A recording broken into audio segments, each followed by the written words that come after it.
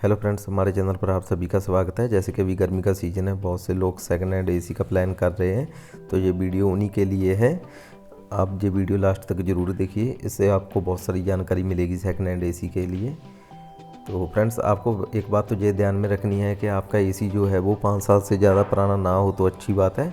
और अगर आपको ठीक रेट में मिल रहा है, ज़्यादा पुराना है, तो आप ले भी सकते हैं। सबसे पहले आपने क्या करना है, एसी का ये जो फ्रंट कवर है इसको हटा लेना है। उसके बाद आपने कूलिंग कॉइल की कंडीशन देखनी है कि कूलिंग कॉइल की कंडीशन किस तरह की है।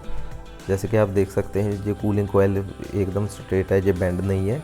कूलिंग कॉइल ज़्यादा बेंड नहीं होनी चाहिए, जैसे कि जहाँ से हुई है ये तो सेंसर की वजह से है, और ज़्यादा कूलिंग कॉइल बेंड नहीं होनी चाहिए। आपने ये बात ध्यान में रखनी है। और उसके बाद फ्रेंड्स, आपने एसी को ऑन कर लेना है। आप देखिए, एसी को ऑन कर लिया, इसका कंप्रेसर ऑन हो चुका है।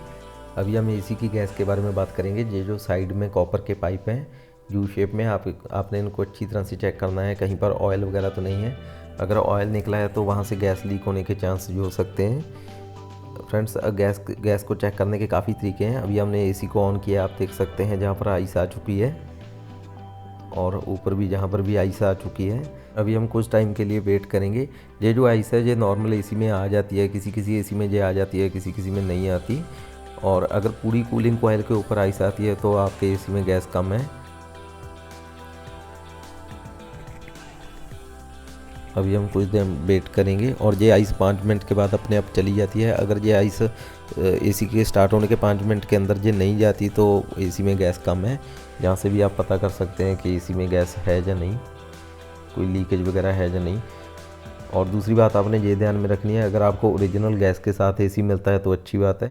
अगर एसी में गैस दोबारा से फिल की गई है तो आप उस एसी को छोड़ भी सकते हैं, और अगर आपको वो अच्छे प्राइस में मिल रहा है तो आप ले भी सकते हैं उसको। आप उसकी कूलिंग चेक कीजिए पहले कि कूलिंग आ रही है या नहीं।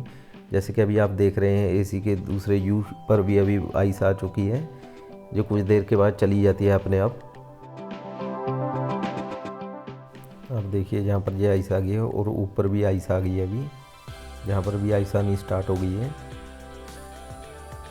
अगर ये थोड़ी बहुत ही आइस नॉर्मल है, ये अपने आप चली जाती है, इससे आप ये नहीं कह सकते कि एसी में गैस नहीं है। उसके बाद आपने चेक कर लेना है कि एसी में ठंडी हवा आ रही है या नहीं। इस तरह से आप हाथ से चेक कर सकते हैं कि ठंडी हवा आ रही है या नहीं। अभी एसी को स्टार्ट हुए 5 मिनट हो गए हैं। अभी ये पूरी की पूरी आइस जहाँ से चली गई है, आप देख सकते हैं, अपने आप ये ख़त्म हो जाती है। उसके बाद आपने कूलिंग कॉइल को टच करके देखना है कि ये ठंडी हो रही है या नहीं। इस तरह से आपने पूरी ऊपर से लेकर नीचे तक पूरी कूलिंग कॉइल को चेक कर लेना है कि ये ठंडी हो रही है या नहीं। आपने इसको टच करने से पहले ये ज़रूर चेक कर लेना है टेस्टर की मदद से कि एसी में कोई करंट वगैरह तो नहीं आ रहा। कूलिंग कॉइल को ठंडा होने में तकरीबन 5 मिनट लग जाते हैं। 5 मिनट के बाद आप इसको चेक कीजिए। गैस को हम एम्पेयर की मदद से भी चेक कर सकते हैं। 1.5 टन का एसी 6 से 7 एम्पेयर के बीच में करंट लेता है। अगर 10 से 15 साल पुराना एसी है तो वो 10 एम्पेयर भी लेता है। अभी आप देख सकते हैं, ये 6 और 7 एम्पेयर के बीच में करंट ले रहा है, तो इसमें गैस प्रॉपर है, ये इसलिए सही एम्पेयर ले रहा है। अगर एसी में गैस कम होती है तो वो 3-4 एम्पेयर पर आ जाता है। 1 टन का एसी 3 से 4 एम्पेयर लेता है सही गैस में। अगर स्टेबलाइजर में एम्पेयर मीटर नहीं है तो हम इसको इस मीटर की मदद से भी चेक कर सकते हैं। हम इसको एम्पेयर पर सेट करेंगे और किसी एक वायर पर लगा देंगे। आपने इसको एक वायर पर ही लगाना है, तो ये सही एम्पेयर बताएगा कि कितने एम्पेयर ले रहा है एसी। आप देख सकते हैं ये 6 एम्पेयर ले रहा है, 6.16 एम्पेयर ले रहा है। अगर ज़्यादा गर्मी होती है तो ये 7 एम्पेयर पर भी चला जाता है। हमारे इस एसी में गैस पूरी है, इसलिए ये सही एम्पेयर ले रहा है। अभी आप इस तरह से चेक कर सकते हैं।